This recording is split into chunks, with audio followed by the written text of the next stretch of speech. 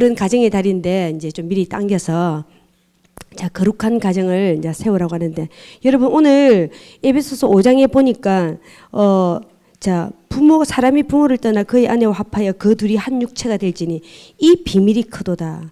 이 비밀이 크도다. 비밀. 자, 비밀.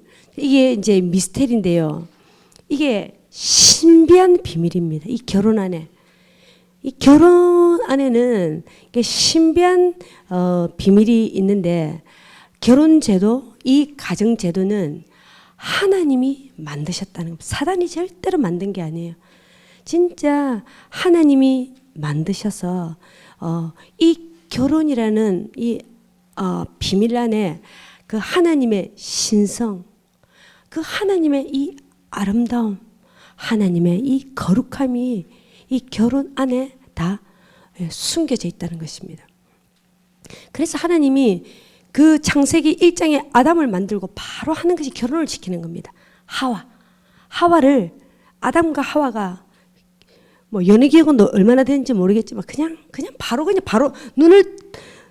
아담이 눈을 뜨자마자 그 하와를 보고 그냥 탄성을 지릅니다. 연애도 안 했습니다.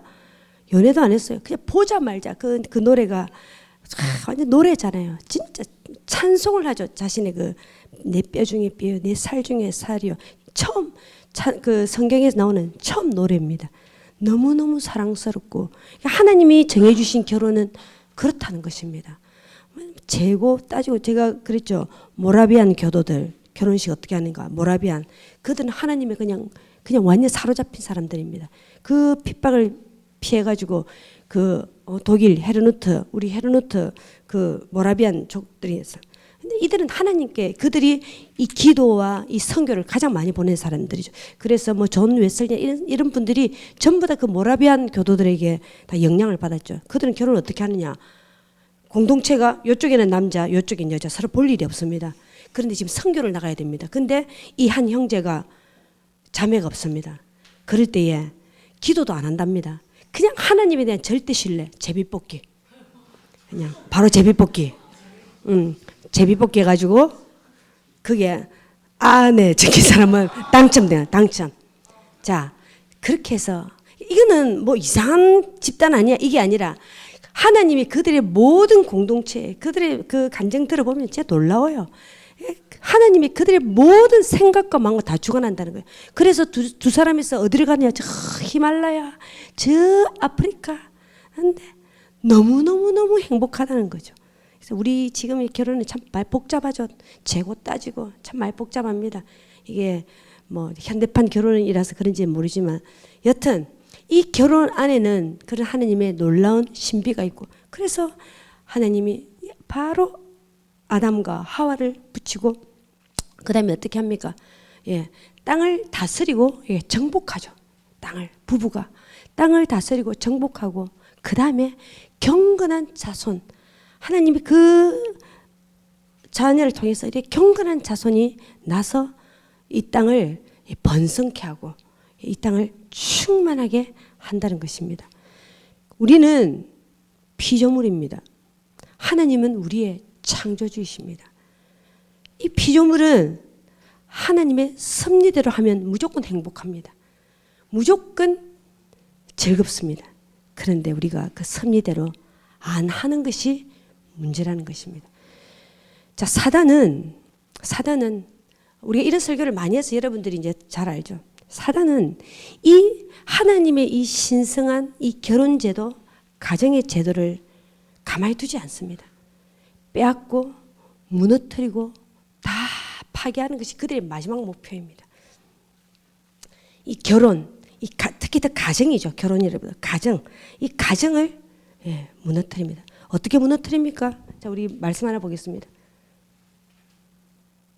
한번 읽어보겠습니다. 시작.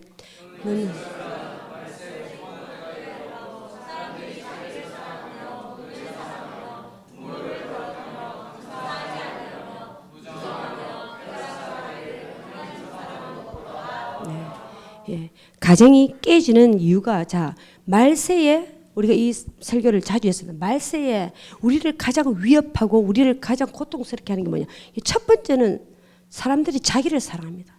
자기 자신이 너무너무 소중한 거죠. 우리가 자기 숭배라는 거죠. 여러분, 뭐 가정 안에 희생이니 뭐 헌신이니 이건 조선시대 이야기입니다. 조선시대 이야기입니다. 예, 그냥 자기가 가장 이 자녀 버리는 것이 아무렇지도 않고 그렇게 다 자기를 사랑합니다. 그 다음에 두 번째가 뭐냐? 가정이 다 무너지는 이유가 뭐냐? 돈을 사랑합니다. 돈이 있어야 행복하다는 거죠. 모든 사건 사고는 돈입니다. 돈 때문에 사람 죽이고 다 거의 90%가 돈입니다. 다 이게 지금 현대판 얘기에 부모를 거역하며 감사하지 않냐.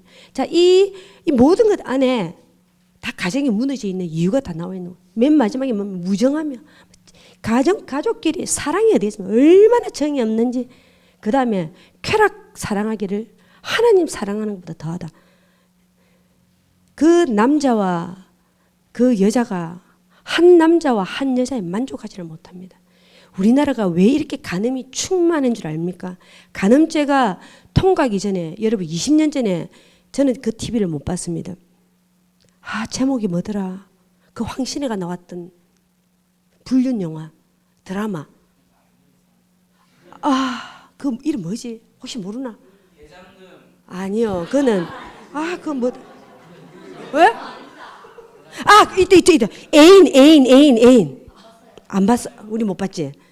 TV를 안 보니까. 봤나? 살짝 봤나? 아니, 안 봤나? 권선이, 야, 있잖아요. 우리 이 매스컴의 이 파급력이 어느 정도냐? 그때 그 영화가 우리나라에서 그때 40%의 시청률을 보였대요. 근데 이 불륜을 너무나도 미화시켜가지고 이게 국정감사까지 들어갔대요. 그래서 이 이후로 이 드라마에 파급했고 너도 나도 애인을 하나씩 두는 거죠. 최소한 우리나라가 그 정도는 아니었습니다. 그리고 나서 자연스럽게 이 간통죄가 다 법이 다 통과되면서 지금은 그냥 그런 거죠. 그러면서 가정을 사단이 노리는 게 뭡니까? 다 드라마 또 뭡니까? 이 다 미디어, 영화, 이 다 미디어 안에서 그들이 코드를 다 감춥니다. 우리가 늘 하는 말이 뭡니까? 지금은 가정을 무너뜨리기 위해서 성소수자, 그들은 그야말로 소수자입니다. 지극히 적은 소수자입니다. 근데 성소수자들이 온 인류를 뒤집어 놓습니다. 동성애 합법화를 전 세계적으로 그 소수의 사람들이 결국 뭡니까? 가정을 무너뜨리는 거죠. 남자와 결혼해가지고 어떻게 애를 놓습니까? 여자와 여자를 만나 가정을 다 무너뜨리는 거죠. 가정을. 그리고 지금 하나님의 도전장을 지금 그 창조주에게 지금 그야말로 마지막 때니까 창조주의 도전장을 냅니다. 우리나라도 지금 곧 통과가 됩니다. 그러면은 대학생들에게 묻습니다. 네 성은 몇 개라냐? 아침, 점심, 저녁이 우리 성이 달라집니다. 한 30개? 무한데? 이제는 그렇게 우리나라 애들도 다 대답할 날이 얼마 남지 않았습니다. 대학교가 진리의 전당 개뿔, 대학교는 가나안 땅보다 더한 우상 숭배의 땅입니다. 진짜 교육이 우리가 뭐 학생 인권 조례 알죠? 지금 다 무너져 있죠. 사단이 모든 드라마, 모든 영화, 지금은 넷플릭스, 오다가 우리 식구들이, 우리 식구들 한 명밖에 없습니다. 하여튼 넷플릭스 이야기를 하는데 초중고생의 그 플랫폼 안에서 모든 것이 다 허용되기 때문에 상상할 수 없는 음란함과 상상할 수 없는 잔인함. 며칠 전에 한 애가 멀쩡한 애가 자기 친구 목을 푹 찔렀어요. 10몇 살짜리 금방 말해줬어요. 강남에 어떤 애가. 그냥 걔가 일진도 아니에요. 이게 뭡니까? 게임 중독이니까 그 게임과 이 현실과 이 온라인과 이게 구별이 안 되다가 푹 찔러서. 근데 마침 그 친구를 살았어요. 근데 자기가 그대로 죽어. 이게 10대 지금 이야기예요. 매일. 세상은 우리 때는 상상할 수 없는 일들이 일어나면서 사단의 목표죠. 그 드라마는 이 안에 반기독교와 가정을 무너뜨리는 이 동성애 코드를 다 코드를 다 숨겨놓죠. 그러니까 우리는 그걸 무심코 보다가 그냥 세뇌가 되고 세뇌로 끝나는 것이 아니라 우리는 그런 잘못된 인권이나 이 잘못된 것들 말을 함으로써 이게 지성인 줄 우리가 착각하게 된다는 거죠. 그렇게 해서 사단은 가정을 무너뜨리는데 지금 솔직히 대성공을 지금 이루고 있는 거죠. 거기다가 저쪽 동네들은 이름 짓는 걸 굉장히 잘합니다. 이런 비혼이라든지 우리가 이런 것을 듣도 못한 이름이에요. 또 다른 우리가 동거라는 말은 들어봤는데 비혼. 지금 그래서 뭡니까? 그 여자 일본 여자 뭡니까? 사하라 사유리. 예, 그 비혼주의잖아요. 사유리. 그 이름까지 안다. 조언이가 뭐고, 자니가 뭐 있잖아. 와, 이런 애들을 TV에서 이제 띄우면서 그들이 우리는 보면 알죠. 그 뒤에서 그들이 뭘 지금 노리고 있는 거지. 예, 비혼주의를 노리는 거죠. 그래서 차근차근 이 하나님의 이 결혼 제도, 이 하나님의 신성한 이 가정 제도를 여러분 무너뜨리는 겁니다. 그래서 우리가 이런 것은 지금 이 마지막 때에 지금 뭐 올해가 우리 출산율 우리나라가 전 세계에서 올해가 이렇게 꼴찌요. 뭐 자살률 다 꼴찌죠. 지금 우리가 뭐 경제 성장은 6위, 7위. 지금 우리나라는 장난 아니죠. 저 정도 대우를 받는다는 그만큼 우리가 국위가 어마어마하다는 거죠. 자, 그런데 본질적인 것은 다 지금 이제 무너지고 있는 거예요. 우리 크리스찬들은 정신을 이제 똑바로 차려야 되는 거죠. 자, 그랬는데 우리는 지금 깨어있는 교회들은 뭐냐? 여러분, 다음 세대를 일으켜 주세요. 다음 세대를 이렇게 백날 말해봤자 안 됩니다. 가정을 먼저 세워야 됩니다. 진짜 먼저 거룩한 가정을 세워야 됩니다. 가정이 다 무너지고 그 가정이 무너져 있는데 그 애들을 일으키기 위해서는 너무너무 힘겹습니다. 시간이만. 저는 20년 정도 이 청년 사역을 해봐서 압니다. 이 무너진 가정 안에서는 진짜 힘들어요. 물론 하나님의 극적인 개입이 있으면 괜찮은데 진짜 너무너무 오래 시간이에요.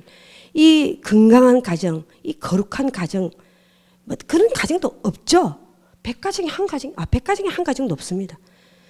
거의 없어요. 저는 건강한 가정 거의 없습니다. 그런 이제 상황인데 진짜 지금 다음 세대를 일으키기 위해서는 여러분 우리가 지금 왜 하나님이 이렇게 젊은 사람 한 명씩 보낼 때 그러니까 우리는 이 사람이 누군가와 결혼을 해서 그 가정을 우리 교회의 목표는 그래서 한 청년을 만나서 진짜 그래서 그 거룩한 가정을 이루어서 그 경건한 자녀와 함께 이게 지금 마지막 때에 이 사단의 모든 괴계를 무너뜨리는 것입니다. 정말 제사장 가정 거룩 한번 이렇게 듣는 것과 그냥 교회 가서 앉아서 하면 내 좋은 말씀 듣다고 하는 이런 차원하고 다릅니다.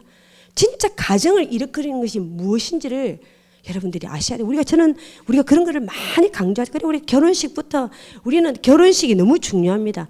그래서 몇 달 전부터 축가 연습 왜 합니까? 축가 연습.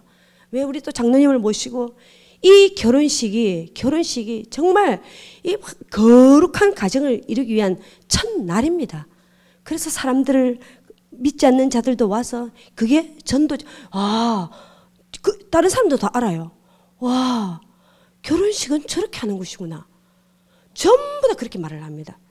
그래서 우리가 그렇게 해서 이미 이제 결혼하신 분들도 있고 결혼해서 오신 분들도 있고 여기서 결혼했던 사람들도 있고 앞으로도 또 이곳에서 결혼할 사람들도 있고 또 우리 또 어른 세대들은 또 이런 것을 들음으로 인해서 어떻게 도울지를 또 우리가 알 수 있다는 것입니다. 저는 청년들한테 그런 이야기를 합니다. 내가 결혼할 나이가 됐으니까 결혼을 한다든가 아니면은 너무너무 외로워서 그 외로움 그것도 참 무서운 병이에요. 질병 중에 질병인데 진짜 내가 너무 외로워서 결혼을 한다든가 또 상대방의 그 형제 자매가 뭐 좀 안정적인 또 직장을 좀 가진 것 같아. 그래서 결혼을 하면 절대 안 된다. 절대 안 된다는 거죠. 그것도 중요하죠. 저 사람이 지금 나를 얼마나 사랑해줘. 여러분 그건 잠깐입니다. 잠깐 결혼해보세요. 그거 다 좀 지나면 또 그게 아니에요. 더 중요한 것은 진짜 내가 가정을 꾸릴 준비가 됐냐는 거죠. 내가. 여러분 지금 일어나는 모든 사건 사고 뭡니까? 나이가 다 있잖아요. 아동 학대, 아동 폭력, 영아 유기 다 몇 살인 줄 압니까? 저는 항상 나이를 봅니다. 그 부모 나이가 20대 초반입니다. 20대 초반입니다. 뻔하죠. 둘이서 너무너무 외롭거든. 그래가지고 어디서 뭐 저기 오락실이나 뭐 나이트클럽이나 이런 데 눈이 맞은 거지. 그래 동거를 해. 불장난을 시작하는 거죠. 그래서 아기가 뭔 관심이야. 덜커덕 출산을 했어. 그러니까 아무것도 준비 안 된 남녀가 어떻게 됩니까? 게임한다고 걸그친다고 애를 폭력을 하고, 자기 잠자는데 성가신다고 애를 때리고 죽이고, 애인 만나러 갔는데 이 애가 빽빽거리니까 화장실에 그냥 가다 놓고 죽이고. 여러분 지금 매일 그 일이 일어나. 매일 기사에 난 게 그 정도면은 기사에 나지 않은 것은 지금 이 다음 세대 애들이 그렇게 몰래제사죠. 그렇게 죽어갑니다. 몰래제사. 그냥 다음 세대 아이들이 그냥 그렇게 죽어갑니다. 사단의 계략입니다. 거기다가 더 뭘 부추깁니까? 요즘은 고딩 엄마, 고딩 아빠. 걔들 뭘 알아요? 지 정체성도 모르는데. TV에서 고딩 아빠, 고딩 엄마. 그래갖고 지금 못 봐주겠어. 그래서 우리는 정신을 똑바로 차리고 내가 어떤 한 남자의 여자, 한 여자의 남자가 아니에요. 나는 남편으로서 준비가 되었는가? 나는 아내로서 준비가 되었는가? 나는 부모로서 준비가 되었는가를 고민해야 돼. 결혼을 하고 싶다고요. 당신이 준비되었는지가 먼저 그 생각을 먼저 해야 됩니다. 내가 준비가 됐는가? 내가 진짜 이 가정을 혼자 사는 게 아니잖아요. 둘이만 있는 게 아니잖아요. 자녀도 있잖아요. 내가 이 가정을 꾸릴 준비가 됐냐는 이걸 고민해. 이게 굉장히 어려운 이야기입니다. 이 이야기 청년들이 제가 다 합니다. 그러면 멍합니다. 왜? 자기가 경험 안 해봤기 때문에. 경험해보자도 자꾸 이런 말을 하는 거죠. 자기는 하나도 준비가 안 됐으면 자꾸 결혼하고 싶대. 자기가 본인이 준비되면요. 남녀는요. 자기만큼 그 사람을 만납니다. 딱 자기가 선택합니다. 나는 괜찮은데 나보다 못한 남자를 만났다고 택도 아닌 소리입니다. 딱 자기만큼입니다. 자기만큼. 절대로 정제감에 빠지면 안 됩니다. 절대로 죄책감에 빠지면 안 됩니다. 예. 그래서 자 거룩한 가정에 대해서 오늘은 막 영적인 이야기보다는 우리 영적인 이야기를 너무 많이 했습니다. 당연하죠. 같이 부부가 예배를 같이 드려야 된다. 또 가능하면 가정 예배를 드려야 된다. 애들이 예배 이게 당연한 겁니다. 그런 거 말고 우리에게는 지정의가 있습니다.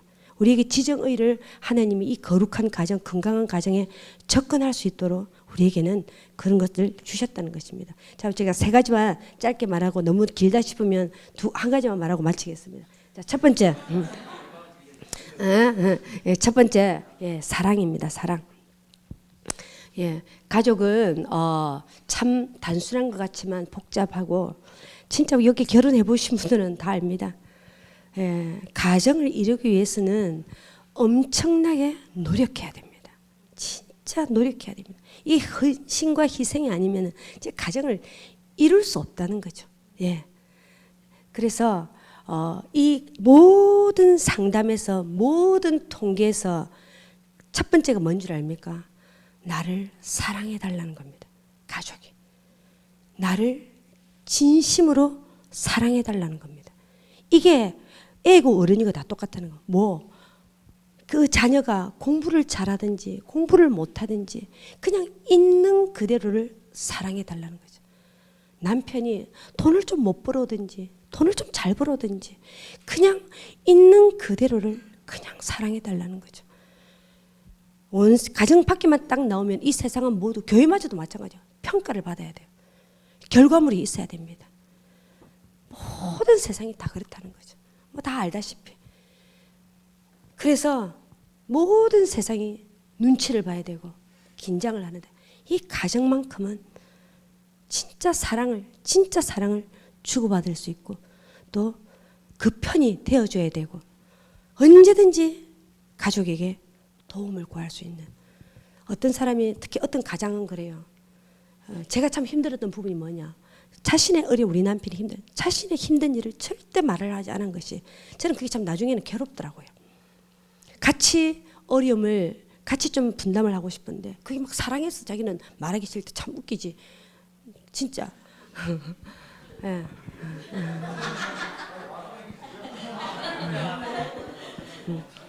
진짜 여러분 아내들은 남편 되시는 분들은 진짜 자신의 어려움을 같이 자기 혼자서 부담하고 말지 싶어서 많은 사람들이 참 하지 않는데 아내 입장은 그렇지 않다는 겁니다. 그냥 어려움을. 근데 또 어떤 남자는 처음부터 끝까지 똑같은 말만 한다. 막 6개월 내내 1년 내내 힘들다고 피곤하다고 그거 말고요. 애기고 이제 힘든 일이 있을 때는 같이 이렇게 고민하는 거죠. 자, 근데 중요한 것은 이 사랑을 주고받는데 우리가 가능하면 우리는 부모한테도 그 건강한 사랑을 못 받았기 때문에 이 건강한 사랑을 주고받는 것을 잘 못합니다. 하지만 우리 이제 젊은 사람들은 이제 저보다 훨씬 더 많이 알죠. 더 알지만 이제 조금 나누도록 하겠습니다. 자, 여러분, 우리가 자녀들을 키울 때도 뭐냐면은 성령의 열매라 해서 우리 갈라디아서 5장에 보면 성령의 열매라 해서 첫 번째가 뭐냐? 사랑입니다. 사랑, 희락, 충성, 양성, 온유 쭉 나가면서 제일 끝에가 뭐가 나옵니까? 절제가 나옵니다. 모든 건강한 사랑에는 뭐냐면 제일 앞에 사랑이 나오고 제일 끝에 절제가 나옵니다. 이 사랑과 절제가 균형을 맞춰야 됩니다. 모든 가정에. 다 이게 절제가, 이게 또 통제이기도 하죠. 절제, 통제. 우리가 자녀들에게. 자, 우리 몇 가지 유형을 한번 보도록 하겠습니다. 자, 우리 유형 한번.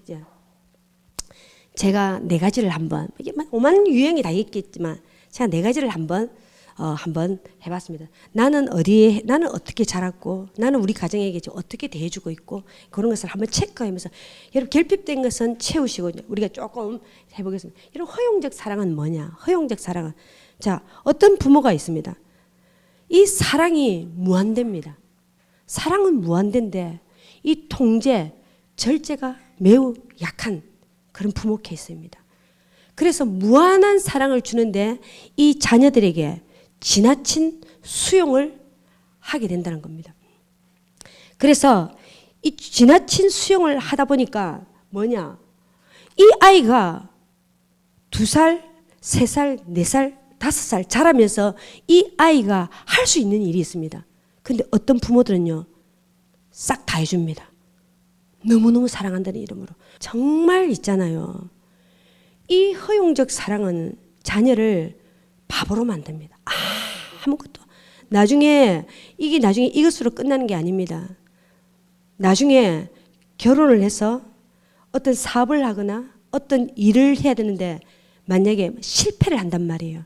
힘든 일이 생긴단 말이에요. 그러면은 이런 사람들은 나중에, 왜냐하면 이미 너무나도 부모에게 의존적이기 때문에 위기를 절대 극복할 수 없습니다. 많은 경우가 그렇습니다. 그냥 바로 그 자리에서 주저앉습니다. 참 우리 남편 이야기를 해서 참 미안한데요. 어쩔 수가 없어요. 우리 자녀들한테 진짜 미안한데, 여러분, 우리 남편은 이게 너무 중요하기 때문에 하는 말입니다. 저는 진짜 가슴을 탁탁 칩니다. 여러분, 우리 남편은 독자로 자라났습니다. 너무나도 부잣집에, 너무 똑똑한 이화여대 나온 엄마에, 너무나도 좋은 집안에, IQ 167이에요. 공부를 너무 잘했어요. 그 당시에 서울대를 떨어지고, 그 당시에는 2차 학교가 성균관대에 상대가 괜찮았어요. 한양대는 공대가 괜찮아. 그렇게 해서 상대를, 그것도 탑으로 들어갔습니다. 4년 장학생으로 들어갔습니다. 세상에. 얼마나 또, 하루 종일 책밖에 안 봅니다. 졸업을 하니까 정권사며 은행 가며 내놓으라는 집안이가 서로 오라 했습니다. 갔습니다. 저랑 결혼을 했습니다. 했는데 문제는 물론 저를 사랑하죠. 너무너무 사랑하죠. 근데요, 딱 삶의 위기가 딱 오니까요, 극복을 진짜 못하는 거예요. 그냥 주저앉는 거예요. 사람이 나약해지니까 충격은 있는 대로 받아가지고 여러분 암이 생기고. 그래서 저는 내가 자녀만큼은 나약한 애로 키우지 않겠다. 저는 진짜 다짐을 한 사람입니다. 제가 다짐을 하다. 우리 자녀들 눈에 넣어도 안 아프죠. 그 고생하는 거 힘들죠. 근데 저는 산 경험을 했습니다. 너무나도 부드럽죠. 너무나도 부유하게 잘, 너무 여유 있게 자랐기 때문에 너무 부드럽고 너무 저한테 최고의 위로자였습니다. 하지만 생활인으로 살아가는데 우리가 얼마나 많은 위기가 옵니까? 일어설 수가 없어요. 그런 친구들, 그런 사람들은요, 자라면서 떠다니면서 엄마가 밥 뒤먹이 주는 사람입니다. 15살, 16살, 17. 공부 잘하는 거 아무 소용 없어요. 그런 거 아무 소용 없습니다. 자녀에게는요, 자립심과 독립심을 길러야 됩니다. 나중에 여러분들 우리 눈 찌른다니까요, 진짜로. 지금 이쁘다 하면서 애가 자라면서 여러분 눈치를 너무 보는 애도 안 되지만 여러분 눈치밥이 있어야 돼요. 10살 되면 10살에 맞는 눈치가 있어요. 눈치 있게 행동하고 눈치 있게 말해야 되는데 이런 애들은요 나중에는요 한계라는 걸 배운 적이 절제라는 걸 몰라요. 눈치랑 없어. 나중에 진짜로 학교 생활을 하잖아요. 그러면 사랑받지 못한 아이로 자랄 수가 있어요. 밉상 캐릭으로 자랄 수 있어요. 많은 경우 부모만 몰라요. 다 아는데. 진짜 허용적 사랑은 우리가 반드시 절제가 같이 있어야 된다. 자, 두 번째, 그 반대 독재적 사랑입니다. 이 독재적 사랑입니다. 사랑보다 절제가 너무 강하기 때문에 이제 통제죠. 특히 이제 아빠들 경우가 그렇게 많이 합니다. 이게 억압과 간섭을, 이 사랑의 이름으로 간섭을 많이 합니다. 간섭을 너무너무 이제 많이 하다 보니까 자, 우리 성경에 자녀는 부모를 공경해야 돼. 그거 하나만 딱 붙잡습니다. 그거 하나 자녀는 부모를 공경해야 돼. 그래서 부모와 자녀 관계가 복종 관계가 돼야 됩니다. 군대도 아니고 복종 관계가 돼야 됩니다. 그래서 어릴 때 놀이도 어떻게 하느냐. 어릴 때도 놀이하는 거 보면은 놀이도 애가 이제 아빠 놀아요. 놀이를 하는데 그 놀이마저도 아빠가 다 주도를 해야 됩니다. 그래서 그 아이는 놀이가 아니라 이미 일이 되어 버리는 거죠. 창의력이고 창조성이고 다 부서집니다. 아빠 시킨 대로 해야 됩니다. 아빠 시킨 대로. 그러다가 그 아버지와 자녀가 있습니다. 그러다가 지나가는 사람이 엄마야 참 애 잘 키웠네요. 딱 그러잖아요. 가면 아빠 딱 하는 말이 저 따라오려면 한참 멀었습니다. 자, 그 짧은 말 한마디에 너무 많은 것이 함축되어 있습니다. 왜? 이 자녀는 평생 그 아버지를 만족시키기 위해서 평생 노력해야 되고 결국 그 자녀는 아버지를 만족시킬 수 없습니다. 뿐만 아니라 이런 자녀에게는 주로 어떤 정색이 났냐면 성취감이 없습니다. 만족감이 없습니다. 열정이 없습니다. 많은 것이 이래야 돼. 저래야 돼. 많은 요구가 있어지면서 부모가 그 권위를 가져가려고 하지만 여러분 우리 어제도 그런 기도도 하고 했지만 여러분 권위는 하늘에서 이렇게 내려옵니다. 그리고 이런 권위들은 진짜 부모가 자녀에게 나중에도 이야기했지만 진짜 부모는요 자녀의 말을 많이 들어야 됩니다. 많이 들으면서 자녀가 내가 존중받는다는 게 너무너무 중요합니다. 존중받고 그러다 보면 자연스럽게 자녀는 부모의 권위가 받아들여집니다. 이놈 자식 어릴 때는 그냥 막 힘이 없으니까 나중에 좀만 크면 반항심이 생깁니다. 제가 좀 전에 세일이 딱 저기 화장실 딱 대가 눈 딱 쳐다보면서 제가 니 여기 올라가면은 니 예배 안 드리고 했거든요. 벌써 걔 눈빛에 반항을 느꼈습니다. 제가 그 방법이 잘못됐다는 거죠. 예, 제가 막 진짜 그 눈빛을 딱 보니까 안 먹히는 거 벌써 2돌도 안 됐는데 안 먹혀요. 내가 먹힐 것 같아. 저 화장실 앞에서. 저도 얼떨결에 제가 이렇게 했는데 절대 그 방법이 통하지 않는다는 거죠. 그래서 이게 그렇다는 거죠. 그 다음에 세 번째, 방임적 사랑입니다. 방임적 사랑. 방임적 사랑이 이 뭐냐? 사랑과 통제가 없습니다. 별로 없습니다. 사랑하는 것 같지도 않고 통제도 별로 없는 것 같은. 어떤 부모님은 이런 이야기를 합니다. 나는 매우 자유로운 영혼이기 때문에 우리 자녀들에게도 매우 자유롭게 키운다고 합니다. 근데 어떤 청년이 예전에 참 그 귀한 청년이었는데 이 아이의 가장 아픔은 뭐냐?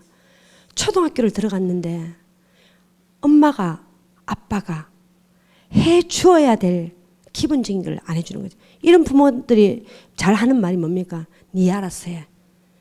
네 알아서 해. 네가 결정해. 세상에 7살, 8살짜리 뭔 결정을 하겠습니까?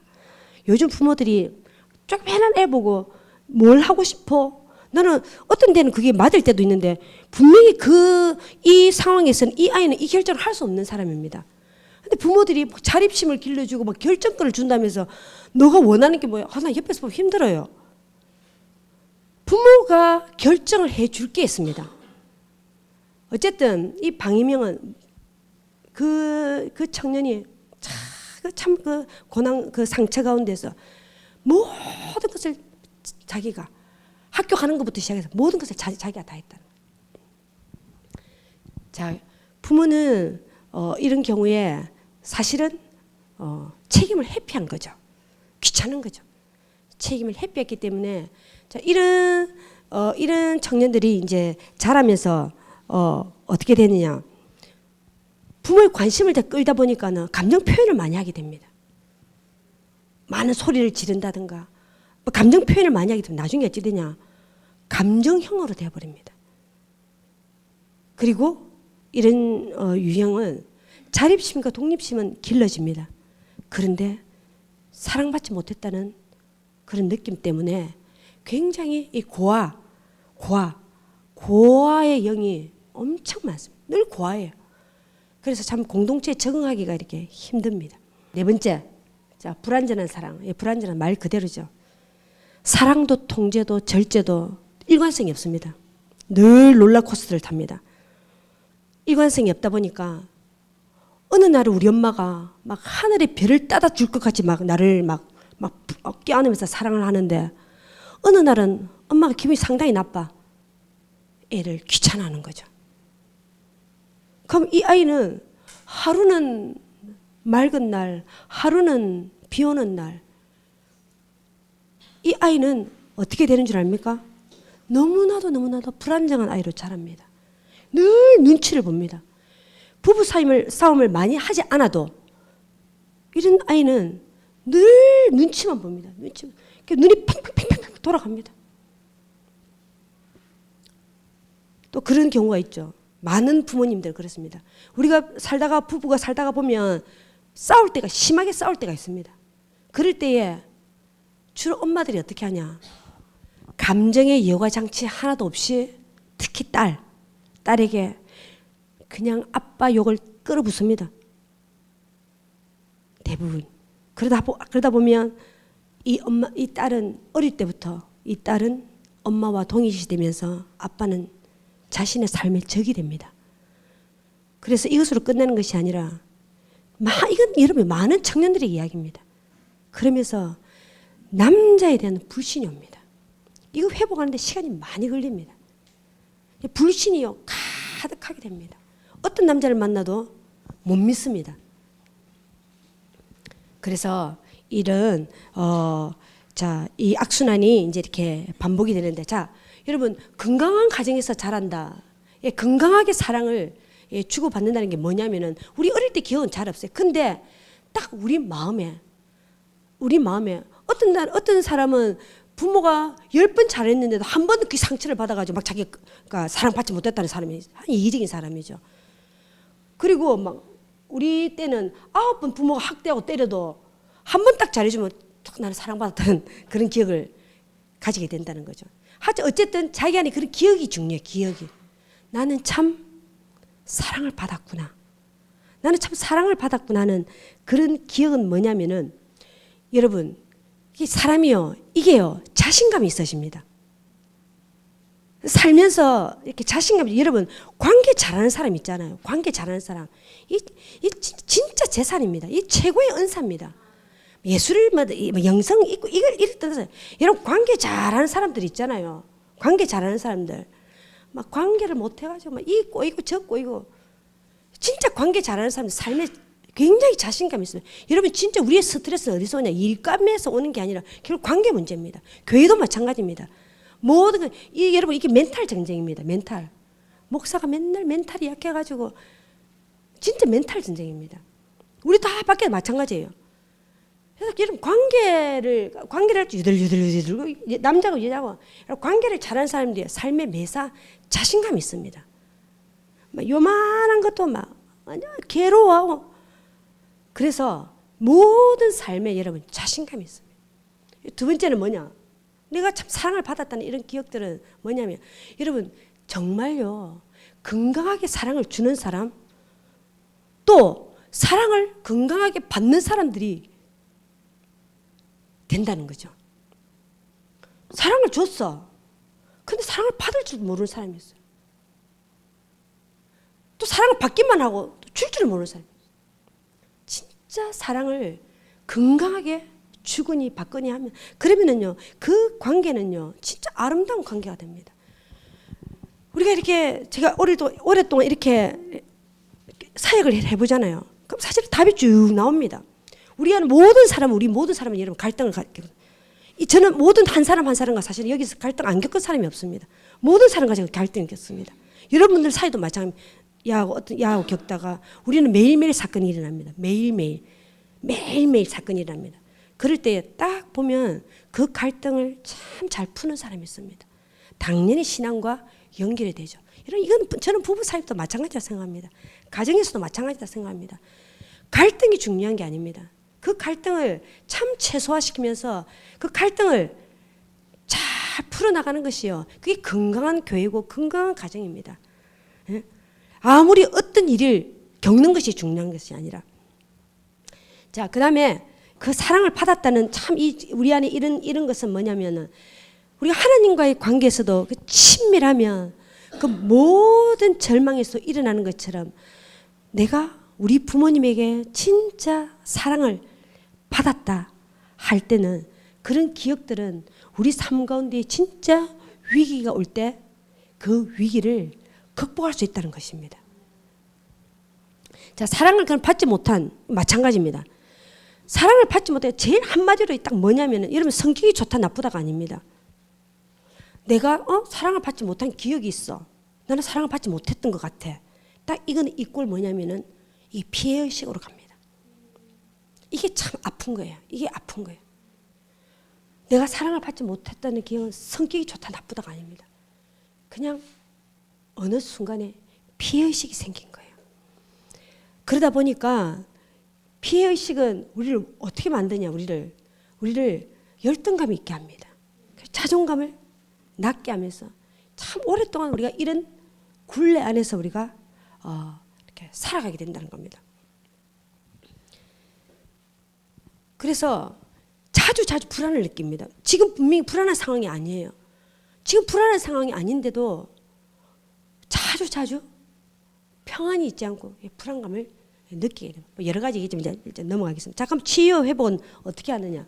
자, 치유 회복은 뭐 당연히 우리가 뭐 내적 치유도 하고, 우리 예수 믿는 사람들은 뭐 주님이 오셔서 만져주시고 상처를 치유하시고 그때 그 시간으로 돌아가시고 우리가 기도를 받기도 하고, 뭐 그런 거는 기본적인 겁니다. 기본적으로 그냥 당연한데, 그 외에 그 외에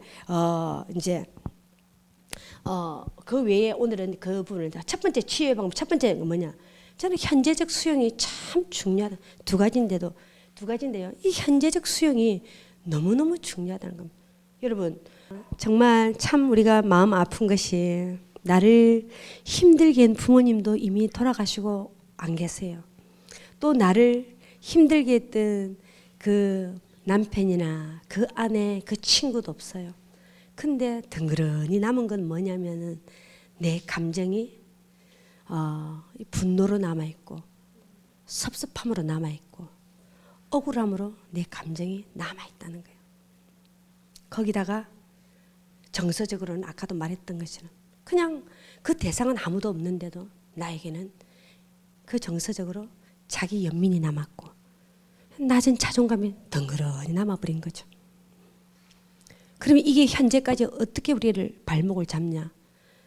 지금 내가 현재에서 어떤 일이 생겼습니다. 그럼 나는 지금 이 일로 인해서 나의 분노 지수는 3이면 딱 맞아요. 3이면. 그런데 그 과거에 아직 그 해결되지 않은 이 감정은 지금 이게 분노 10이 되는 거예요. 정폭 연쇄작용이 일어나는 거죠. 그래서 분노 10이 되면 어떻게 되느냐? 자기 자신을 여러분, 이 분노라는 것은 다른 사람한테도 상처지만 자기 자신에도 이 가학적인 거예요. 너무너무 또다시 그 아픔을 주는 거죠. 어떤 한 청년이 있었습니다. 청년이 공동체에 들어오자마자 첫날부터 방언을 받고 하나님이 너무너무 영적인 것을 많이 부어주셨습니다.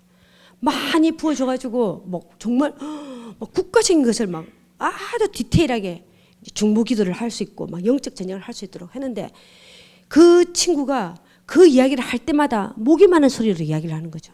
목이 많은 소리로 이야기하고 자꾸만 축소시키고 감추고 감사함도 별로 없는 거. 그래서 제가 진짜 어느 날은 왜 그러냐고, 이렇게 귀하고 이렇게 하나님의 아름다운 것을 주셨는데 왜 사람들 앞에서 말을 하거나 할 때 전혀 소중한 것처럼 하지 않냐.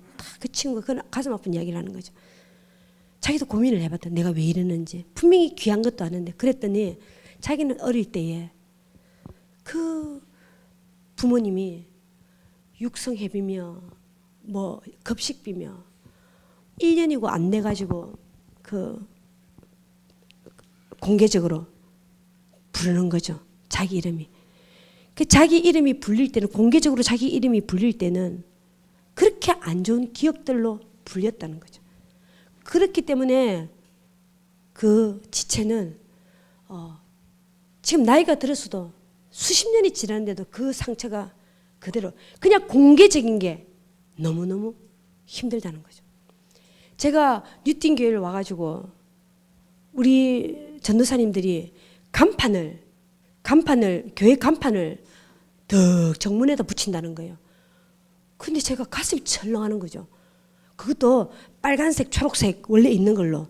그 처음에는 제가 그 제 상처가 드러나는 게 제가 싫어가지고 색깔 바꾸자 그랬습니다. 그 노란색, 초록색이 너무 눈에 띄지 않냐. 색깔 바꾸자니 제가 이제 졌습니다. 아무리 제가 막 고집을 피워도 절대 안 된다 하더라고. 그걸 그대로 하자. 시트지만 좀 입히자. 절대 그 색깔이 딱 맞다. 너무 눈에 띄는 게 난 너무 힘들다. 그랬어요. 그러면서 제가 교회를 올 때마다 이 간판을 볼 때마다 숨이 턱턱 막히는 거예요. 제 숨이 턱턱 막혔습니다. 저는 진짜 솔직히 말로 저 도망가고 싶었어요. 저도 제가 왜 그런지 몰라서 교회 와서 기도를 하는 거지. 하나님, 제가 왜 막 우리 청년들은 막 그 간판에 눈에 딱 띄니까 보기 좋다고 하는 저는 왜 저렇습니까? 그러니까 주님이 저에게 알려주시는 거죠. 저는 원래 남 앞에 나서는 거 좋아하고 남 앞에서 마이크 잡는 거 좋아하고 맨날 이런 거 막 이런 거를 늘 해왔단 말이에요. 근데 어느 순간에 이 뉴틴 교회 하면서 7년 8년 동안 저한테는 이게 실패감이 들어온 거죠. 저한테는 이 낙심과 저한테는 늘 이렇게 웃었지만 저한테는 깊은 실패감이, 나는 해도 안 되는구나. 나는 교회를 해보려고 애를 쓰고 했지만 이게 나의 한계구나. 그러면서 자기 패배감, 자기 실패감이 너무너무 깊게 들어왔다는 것을 제가 알게 됐습니다. 저는 일주일 내내 하나님을 울었습니다. 하나님 나를 회복시키. 불과 7년 동안 제가 그랬는데, 그 전에 살면 안 그랬는데도 불과 이 7, 8년 동안 저는 이 패배감과 이 실패감에서 나는 누군가에게 드러나는 게 너무너무 그냥 부끄러웠어요. 하나님이 일주일 내내 제가 기도하면서 하나님, 나의 이 수치와 나의 이 부끄러움과 나의 실패감과 나의 패배감을 하나님 치유하여 주십시오 하고 너무너무 주님 앞에 일주일 내내 울었습니다. 일주일 내내. 그랬더니 그 간판을 다시 딱 보는데 이제는 조금 아직 확 나은 건 아니에요. 확 나은 건 아닌데 그냥 뭔가 이제는, 예전에는 제 기질이 드러나는 걸 좋아했는데 이제는 드러나는 게 그냥 어디에도 쥐구멍에도 숨고 싶은 게 제가 이렇게 기질이 다 바뀌더라고요. 과거의 상처가 지금 여러분 학폭 문제가 뭐 10년 전, 20년 전에 지금 세상의 학폭 그만큼 지금 현재에 우리 살아가는데 이 문제를 우리를 발목을 잡는다는 겁니다. 자, 그래서 여러분 우리가 왜 우리가 감정적이 되냐? 감정적인 게 뭐냐? 여러분, 내가 지금 이 현재 이 상황에서 내 감정을 기쁘면 기쁘다, 슬프면 슬프다, 섭섭하면 섭섭하다, 뭐 화가 나면 화가 난다. 이렇게 정직한 감정을 표현하는 것은 참 건강합니다. 근데 문제는 뭐냐? 그래 되는 것이 아니라 우리 안에 감정에 혼돈이 온다는 겁니다. 그래서 각가지 슬픔에, 분노에, 섭섭함에, 억울함에 각가지 감정이 밀려오면서 우리가 감정에 혼돈이 오는 것이 감정적이 된다는 겁니다. 참 우리가 다 아는 이야기인데 이 현재적 수용이 뭐냐? 그 사람들은 다 없습니다. 나를 힘들게 한 사람은 없습니다. 근데 그들도 피해자라는 거죠. 그들도 누군가에게는 나의 아버지도, 나의 엄마도, 나의 남편도, 나의 아내도, 나의 할아버지도 그들도 다 피해자라는 거였습니다. 그들도 그 상황에서는 어떻게 할 수가 없었다는 것입니다. 우리가 그걸 다 수용하는, 나의 잘못이 하나도 없고 그 부모님도 우리가 용서를 하죠. 용서하는데도 자꾸만 불쑥불쑥 올라오는 것은 그냥 이 모든 것을 내가 지우려고도 하지도 말고 포장할 필요도 없고 과장할 필요도 없고 그냥 그것을 다 그 사실들을 다 우리가 받아들이는 것입니다. 근데 우리가 여기서 끝나는 것이 아니라 여기서 끝나면 또 안 되죠. 하나님은 우리의 창조하셨고 우리를 모든 것을 진짜 10년, 20년, 30년 전의 일을 요즘 저는 어떤 일들을 보면서 하나님은 오래전부터 우리 일들을 다 예배해 놓으셨다는 거예요. 그러면서 진짜 우리 한 사람 한 사람 우리 교회를 불러 모으신다는 겁니다. 자, 그런 것처럼 우리는 그 어릴 때 그 일들을 왜 허락하셨냐는 거예요. 하나님이. 왜 허락하셨냐는 거지. 결국은 우리에게 사랑의 권위를 주기 위해서라는 겁니다. 여러분, 우리는 예수님을 만나서 진짜 이 상처와 이 학대와 이 무관심과 이 모든 거는요, 예수님을 만나서 여기서 끝나는 것이 아니라 이게 잘못되면 이게 다 치유가 되지 않으면 어떻게 되는 줄 압니까? 이게 사랑이 다 집착으로 갑니다. 다 집착으로 가고 다 대리만족으로 또 누군가를 또 괴롭히게 됩니다. 또 누군가를 아프게 됩니다. 하나님은 이것을 다 허락하신 이유가 이것을 우리가 다 회복하고 났어요. 결국은 다른 사람을 사랑할 때 우리를 완전히 자유케 됩니다. 예? 한 청년이 금요일날 무너지듯이 울었다잖아요. 무너지듯이. 정말 기도가 끝났는데 눈이 이만큼 부어 있습니다. 너무너무 울어가지고 내가 저 지체의 간정을 꼭 좀 덜어야 되겠다. 하나님이 어떻게 좀 만났는가. 그러면서 자기가 숨을 쉴 수 없을 만큼 운 거죠. 어제도 나눔을 하는데 나눔을 시작하자마자 또 울기 시작하는 거예요. 이게 뭐냐? 그 어릴 때의 자신의 이 모든 이 상처가요, 하나님이요 사랑의 권위를 그냥 부어주신 거예요. 심장이 터질 듯이 그 누군가를 자기를 위해서 이제 울지 않아요. 그 누군가의 아픔을 위해서 울 때 여러분 이 강력합니다. 이 기도가 강력합니다. 눈물밖에 없습니다. 이때까지는 우리가 나의 아픔과 나의 괴로움과 나의 슬픔으로 울었는데 이제는요 우리가 그렇게 주님을 만나고 그렇게 회복이 되잖아요. 여러분 모든 것을 그 눈물의 예레미야가 눈물의 중보에 한 민족을 살립니다. 이럴 때요 여러분 우리에게는 모든 것이 우연이었고 그 사랑의 권위자가 된다는 모든 상처는 절대로 상처로 남지 않습니다. 그게 어리석고 사단에게 우리에게 맨날 걸려 넘어지는 것입니다. 우리를 자유케 하죠. 그 오래된 상처는 내 발목을 치기도 치지만 하나님은 우리를 자유케 한다는 것입니다. 또 그 다음에 현재적 사랑. 자, 이게 중요합니다. 치유하고 회복, 지금 예수님의 이야기 말고 우리 현재적 사랑은 뭐냐? 내가 지금도 내가 사랑받지 못하는 자꾸 느낌이 있어. 내가 지금도 자꾸 괴로워. 그러면 이게 뭐냐면 내가 지금도 사랑받지 못하고 있다는 것입니다. 이게 무슨 말이냐?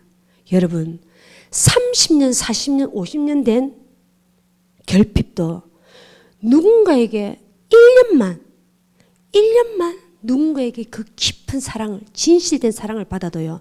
여러분 사랑의 힘은요 강력합니다. 우리 사람과 사람 사이에서도요 이 사랑의 힘은 강력합니다.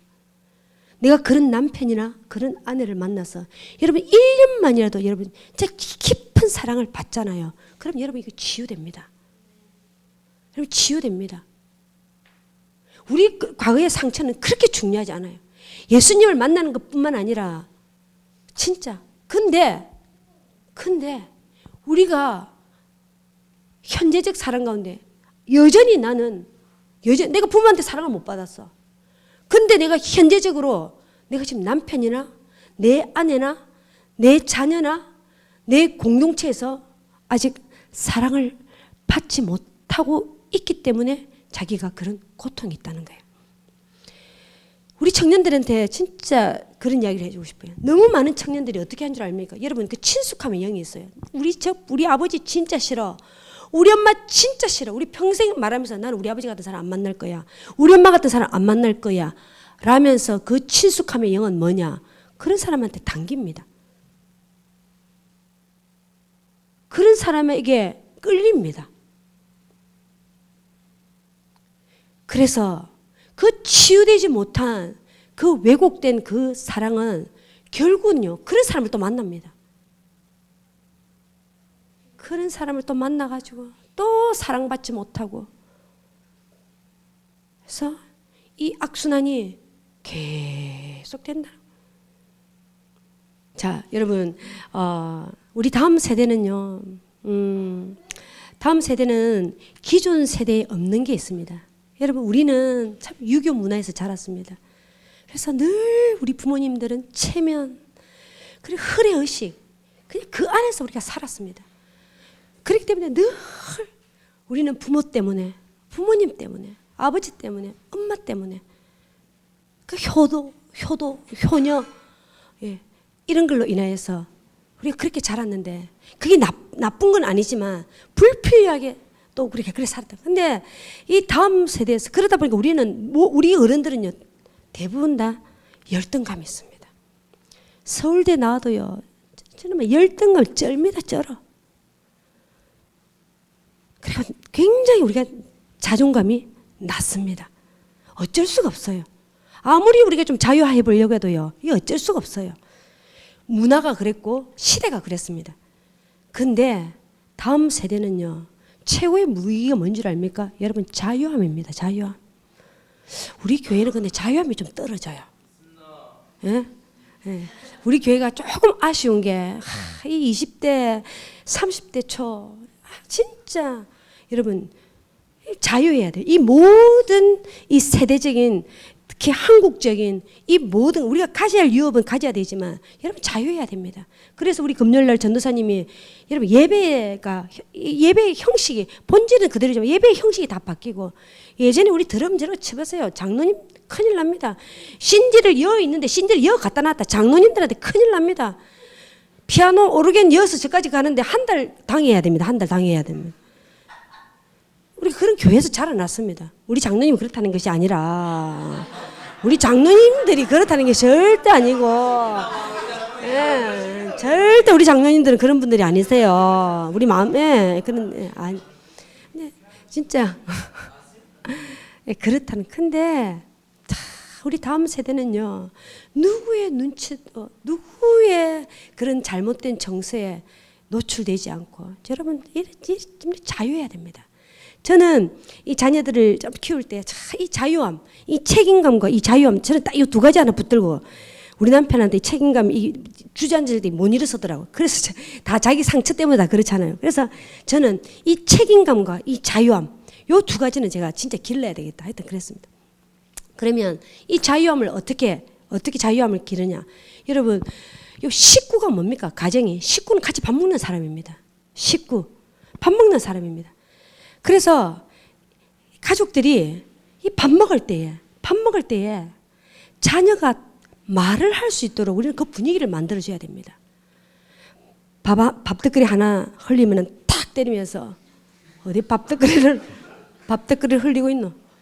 거기다가 막 젓가락질 좀 이렇게 하면 뭐 그런 것도 중요하면 젓가락질 바로 하는 거, 밥떡거리 안 흘리는 거, 이런 밥상머리 이 예절도 중요한데 그것보다도 더 중요한 게 그 밥상에서 아이들이 어릴 때부터 있잖아요. 자기 이야기를 할 수 있도록 그 분위기를 만들어줘야 됩니다. 그러면서 마음껏. 그래서 저는 식사 시간을 기본적으로 2시간, 3시간을 가졌습니다. 애들이 유치원이든 학교를 갔다 와요. 그러니까 무슨 일이 있었어? 말도 안 되는 이야기 하자. 어떤 부모는 탁 자릅니다. 그게 지금 말이가 지금 말이라고 하나. 그러면서 애가 말을 못해, 말을. 그게 아니죠. 말도 안 되는 소리를 해도 지지해주고 격려해주고 말을 하게 만드는. 그러면 애들은요, 누군가가 특히 어른이, 여러분 우리 어른들도 있는데요, 제일 우리 청년 사역을 해보니까 제일 중요한 건 들어주는 겁니다. 무조건 들어주는 겁니다. 내 이야기는 끝에 짧게 임팩트 있게 한마디 하면 됩니다. 저거 10마디 해봤자 제 한마디 하면 가면 끝입니다. 근데 그 한마디가 들어가기 위해서는 9마디도 들어줘야 됩니다. 지루하면, 요즘은 제가 끊지만 앞뒤 두서도 없이 맞자. 여러분 그렇게 해서 애들이, 우리 이제 작은 애들이잖아요. 갔다 오면 있었던 일을 자기가 이야기할 수 있도록, 분위기 있었던 일을 쫙 이야기할 수 있도록 이야기를 하잖아요. 하면은 그럼 저는 그랬습니다. 그러면 우리 이 이야기는 좀 기도를 해야 될 것 같아. 그럼 밥을 먹다가 기도를 하는 거죠. 그럼 애들이 눈을 감고 막 기도를 합니다. 그러면 중보기도가 뭔지 자연스럽게 배우고, 기도는 교회만 가서 기도하는 것이 아니라 그냥 24시간 이럴 때 그냥 기도해야 되는구나. 그러면서요 자연스럽게 말을 하는 거죠. 말을 하다 보면, 여러분 우리나라 자녀들은 뭐냐면 자기 표현을 못합니다. 자기 감정을 정직하게 보는 것도 어렵습니다. 왜? 말을 안 해봤기 때문에. 그 기업들이 다 그렇다잖아요. 발표를 시키면은 뭐 말을 못해. 더듬더듬. 근데 우리 교회 청년들은 말 잘하잖아요. 우리 부산에서도 웬만한 교회 우리 청년들 딱 붙잖아요. 우리 청년들처럼 말 잘하는 사람들이 없습니다. 처음에는 자기 인사 소개하기도 힘들었어요. 거기 푹 쳐박고. 근데 지금은요, 자기 표현을 지금은 자유자재, 그냥 쿡 찌르면 자유자재로. 이게 훈련입니다. 좀 늦었지만 이 훈련을 시키나 좀 늦었지만 이게 참 중요합니다. 예? 중요합니다. 근데 부모가 항상 밥상머리에서 부모가 언제 싸울지를 모르고, 언제 험악한 말이 오갈지 모르고, 언제 밥상이 뒤집어질지 모르고 그러면 이 자녀는 눌리죠. 이 자신의 기억에 이 밥상머리는 식구가 아니고 진짜 원수죠, 원수. 그냥 혼밥을 하는 거예요. 그냥 커서도 뭡니까? 이 SNS하고 같이 둘이서 밥 먹는 거죠. 유튜브 켜놓고 둘이서 밥 먹는 거죠. 이렇게 자라는 거죠. 여러분, 이 자유한 사람들의 이 특징이 뭐냐면은, 첫 번째가 신뢰입니다. 신뢰. 신뢰를 배우게 됩니다. 아까도 말씀드렸다시피 우리 부모가 내 말에 귀를 기울여주고, 우리 부모가 나의 어떤 결정에 지지를 해주고 격려를 해주죠. 이게 나중에 나이가 들면 이게 늦었어요. 근데 어릴 때부터 이렇게 하잖아요. 그러면은 그냥 부모를 신뢰하게 됩니다.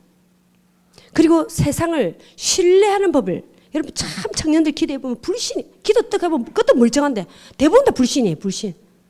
그것도 멀쩡해요. 이 사람이 불신이 가득하잖아요.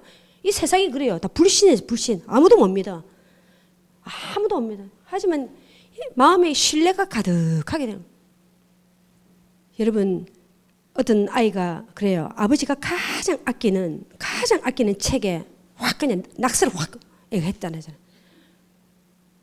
보통의 아버지는, 지배적인 아버지는 어떻게 하면 난리가 납니다. 이놈의 자식하고 또 구석에 가서 또 뭐라 했습니다. 근데 어떤 아버지는 자기가 절대 아끼는 물건이죠. 와, 우리 아이의 첫 작품은 너무나도 멋있구나. 그러면 이 아이는요, 자신의 있던 어떤 실수나 어떤 잘못에 대해서도 진짜 부모가 여러분 간섭도 느슨한 간섭을 해야지, 여러분 지나친 간섭을 하면은 안 된다는 거죠.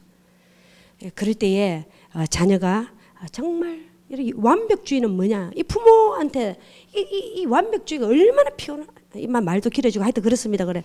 자, 또 자유한 사람의 특징이 뭡니까? 뭐니 여러분, 굉장한, 여러분, 많은 것 중에 늘 제가 했던 거 말고 하는데, 여러분, 사람을요, 편안한 사람이 있습니다. 제가 자주 하는 이야기입니다. 우리가 나이가 들어서 좋은 게 뭐 있습니까? 여러분, 우리가 나이가 들면요, 편안한 사람이 돼. 뭐, 영적인 사람도 좋겠지만, 영적인 사람도 물론 좋죠. 저는 근데 하지만, 부부가 오래 살아서 좋은 게 뭐, 얼마나 편안합니까? 그 앞에서 뭔 실수를 해도 그냥 다 알아요. 편안한. 자유한 사람들은요, 사람이 매이지를 않습니다.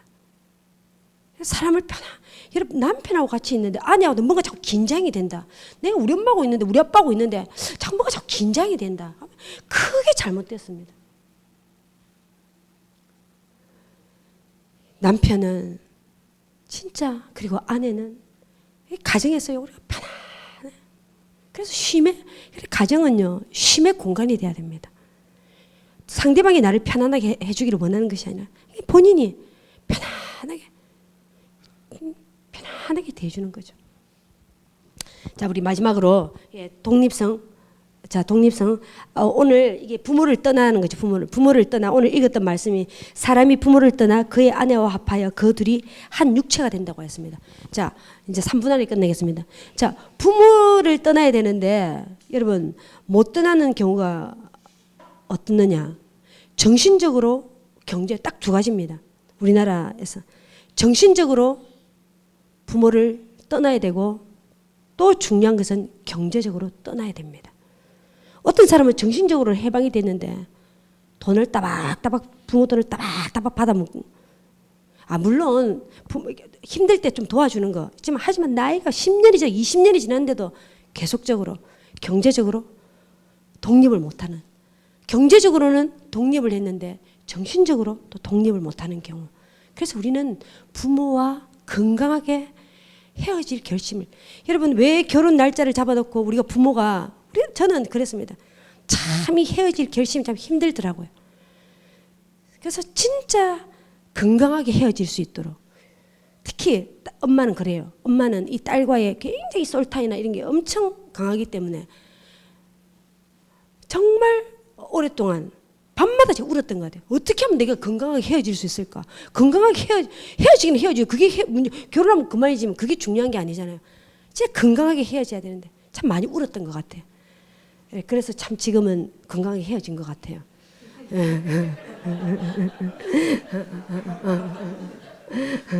자, 근데 건강하게, 근데 우리 부모가 자식을 찾고 있는 경우가 있습니다. 자, 이 첫 번째, 의존적인 가족형. 참 우리 부모가 결혼을 했는데도 독립을 안 시켜줘요. 이게 뭐냐? 그 부모가, 자녀가 이제 결혼을 했는데도 이렇게 자주 말하자. 제일 자주 하는 말, 나는 네밖에 없어. 난 네 없으면 안 돼. 이게 막 인정해주고 하는 것 같지만은 이 자녀의 이 발목을 잡는 거죠. 그러면서 부모가 특히 이제 경제적으로 이제 자녀가 잘 된 경우, 좀 성공한 케이스, 특히 홀어머니 밑에서 자란 사람, 홀아버지 밑에서 자란 사람, 절대로 이 부모가 독립을 시키지 않습니다. 끝없이 의존적으로 하기 때문에 이런 경우. 두 번째, 마지막입니다. 지배적인 가족형. 아주 어려운, 부모가 엄청 나르시시즘이 강한 사람입니다. 자기애가 강한.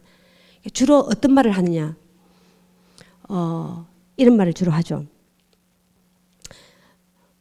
결혼을 했는데도 잔소리가 많습니다. 잔소리가 많을 때, 엄마 왜, 아빠 왜 자꾸 잔소리 하냐니까, 다 네 잘되라고 하는 이야기야.